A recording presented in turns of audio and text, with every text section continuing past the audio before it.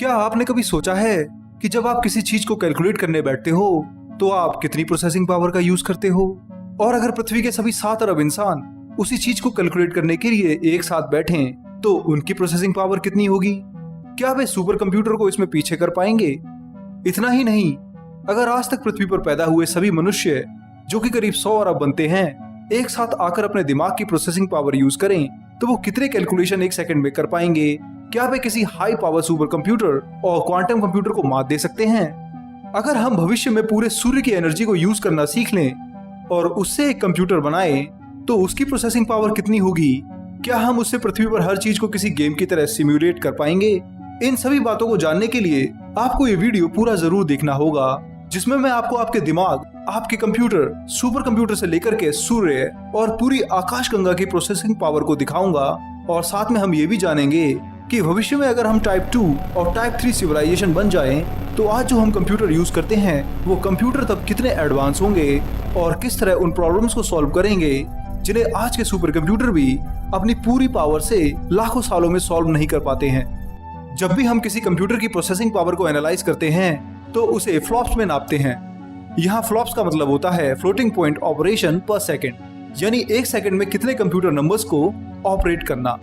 इसे अच्छे से समझने के लिए आइए इन नंबर्स पर नजर डालते हैं। यहाँ पहला नंबर 5.12 है, दूसरा नंबर 500 करोड़ है, तीसरा नंबर 625 है, तो चौथा नंबर 0.0000178 है।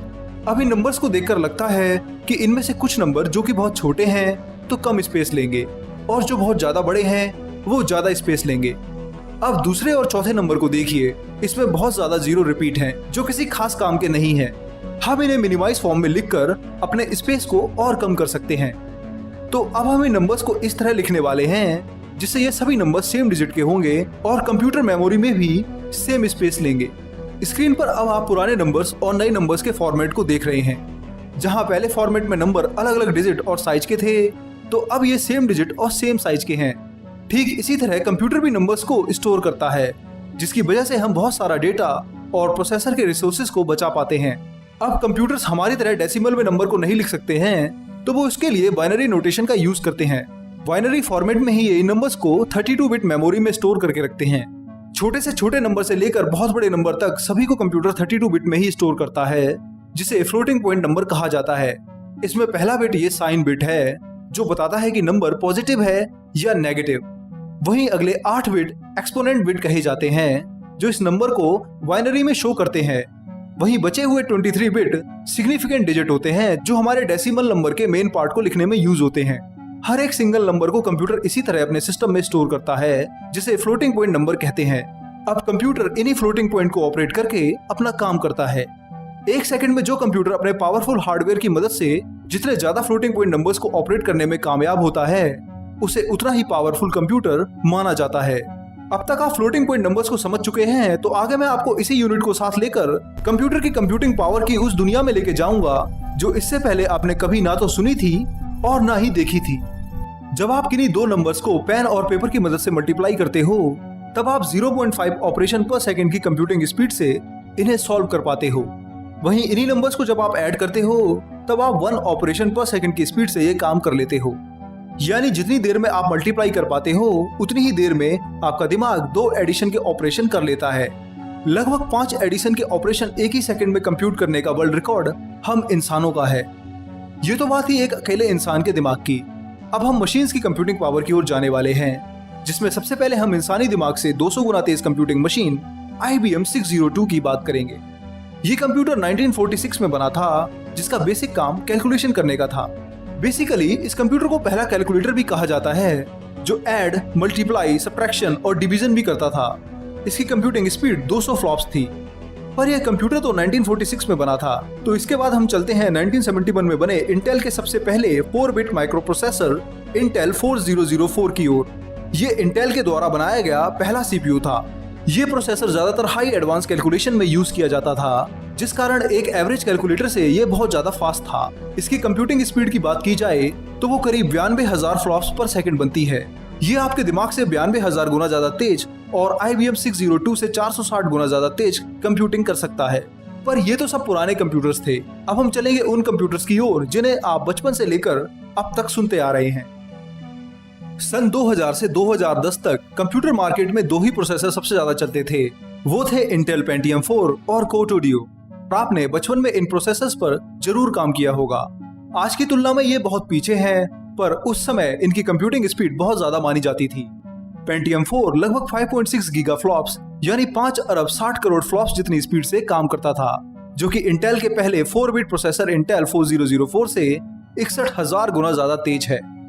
वहीं 2009 में बना हमारा कोर्टेडियो प्रोसेसर 17.6 गीगा फ्लॉप्स और 17 अरब 60 करोड़ ऑपरेशन पर सेकंड की स्पीड से काम करता है। पर ये तो 10 साल पहले के प्रोसेसर थे। 2019 में ही लॉन्च हुए इंटेल के 9th जनरेशन के i9 प्रोसेसर, जिसकी मदद से मैंने ये वीडियो बनाया है, और 10th जनरेशन के i7 की कंप्यूटिंग स्पीड हमारे 10 साल पुराने कोर्टेडियो से 34 गुना तेज है। ये दोनों प्रोसेसर 560 अरब ऑपरेशंस एक ही सेकंड में करने का दम रखते हैं। पर ये अपनी जगह तो बहुत तेज हैं, पर हमारे ही कंप्यूटर में लगे ग्राफिक कार्ड्स इन्हें पीछे कर देते हैं।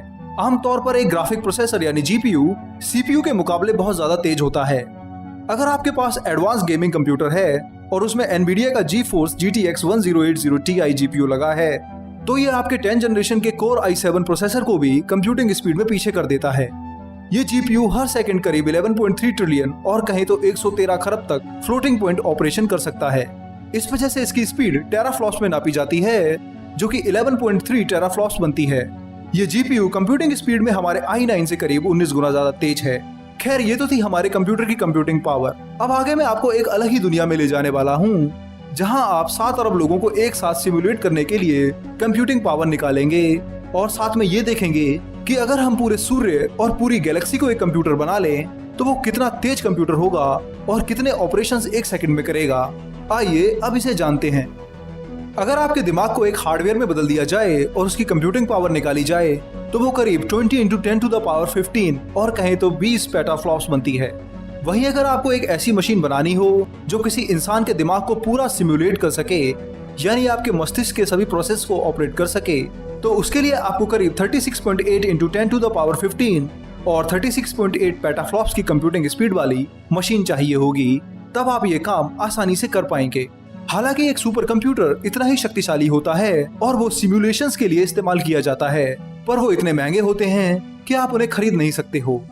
IBM के द्वारा बनाया गया समिट सुपर कंप्यूटर करीब 20 करोड़ डॉलर का है, जो भारतीय रुपयों में करीब 1500 करोड़ रुपए बनता है।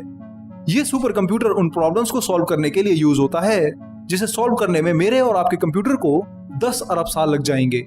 पर अगर आपको धरती पर रह रहे 7 अरब इंसानों को एक साथ सिमुलेट करके एक अलग ही दुनिया बनानी है, तो उसके लिए आपको बहुत ज्यादा कंप्यूटिंग पावर चाहिए। इस पावर को पृथ्वी पर अचीव करना बहुत ही मुश्किल है। 7 अरब लोगों के दिमाग को एक साथ सिमुलेट करने के लिए आपको 257.6 × 10⁻24 फ्लॉप्स की कंप्यूटिंग स्पीड की जरूरत होगी, जो कि अब तक के सबसे फास्ट सुपर कंप्यूटर से भी 1.5 अरब गुना ज्यादा है। वहीं अब तक पृथ्वी पर जन्मे हर इंसान के दिमाग की कंप्यूटिंग पावर निकाली जाए तो वो इससे करीब 1500 गुना ज्यादा बनेगी, जो कि 4.4 × 10⁻27 फ्लॉप्स है। ये कंप्यूटिंग पावर 100 अरब आदमियों के दिमाग को रियल टाइम में सिमुलेट करने के लिए काफी है। खैर, ये तो हम पृथ्वी तक ही सीमित थे।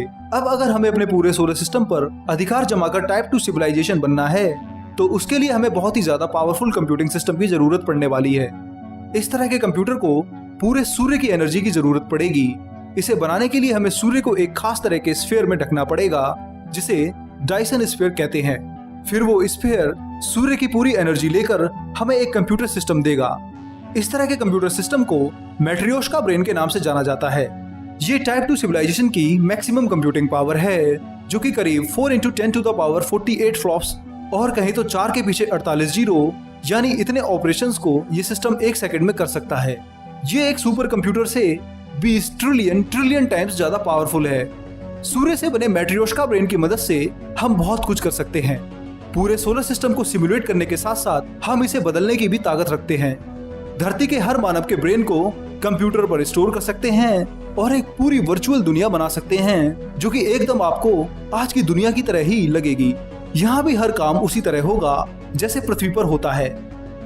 ये तो था सूर्य की पूरी पावर से एक कंप्यूटर सिस्टम बनाना, जो कि टाइप 2 सिविलाइजेशन की पूरी कंप्यूटिंग पावर के बराबर है। पर अगर हम पूरी गैलेक्सी को ही मैट्रियोशका ब्रेन बनाकर कंप्यूटिंग करें तो वो कितना खतरनाक और पावरफुल होगा, आइए उसे जानते हैं। पूरी गैलेक्सी की एनर्जी को यूज केवल टाइप 3 सिविलाइजेशन के प्राणी ही कर सकते हैं।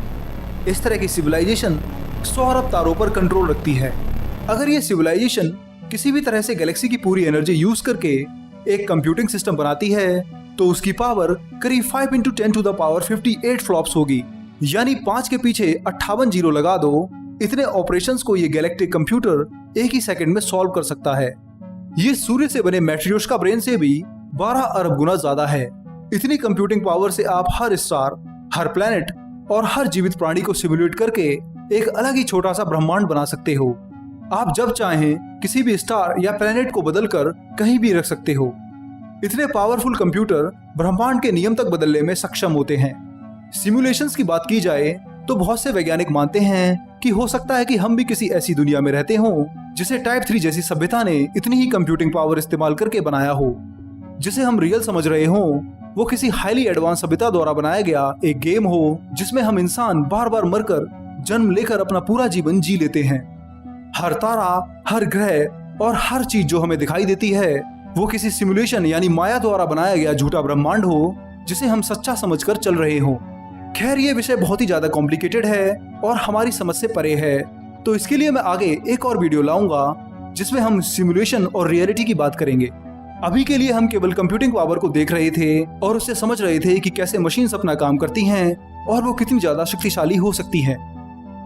आपको मेरा ये वीडियो कैसा लगा और किस बात ने आपको सबसे ज्यादा हैरान किया, मुझे कमेंट करके जरूर बताएं। और साथ में आप हमारी वेबसाइट विज्ञानम.com भी अपने ब्राउजर में बुकमार्क कर लें। इस साइट पर आपको हर रोज साइंस की इंफॉर्मेशन मिलती है। मैं इस वीडियो में करीब 10,000 लाइक चाहता हूँ, तो दबाकर लाइक और शेयर करें और साथ ही साथ चैनल को सब्सक्राइब करना ना भूलें। मैं मिलूंगा अगले हफ्ते एक और मजेदार साइंस वीडियो के साथ। तब तक के लिए नमस्कार, धन्यवाद, जय हिंद। आपका दोस्त शिवम।